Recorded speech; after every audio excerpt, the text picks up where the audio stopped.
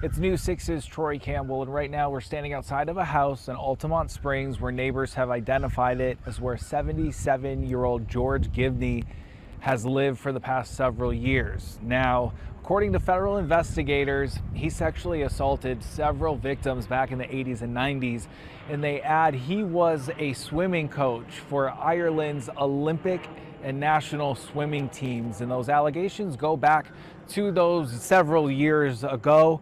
We spoke to neighbors who say he rarely came outside. Take a listen. This surveillance video from a neighbor's house along Breakwater Drive in Altamont Springs Tuesday afternoon shows the moment law enforcement moved in to arrest 77-year-old George Gibney, charged with 78 counts of sexual assault on a child.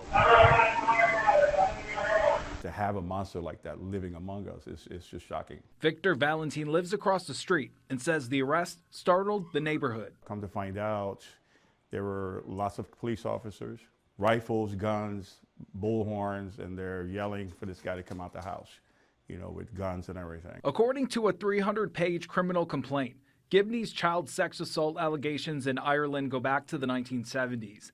The most recent case was brought on after 4 victims came forward in 2021 and 2022, describing the abuse they suffered while taking swimming lessons from Gibney as a child.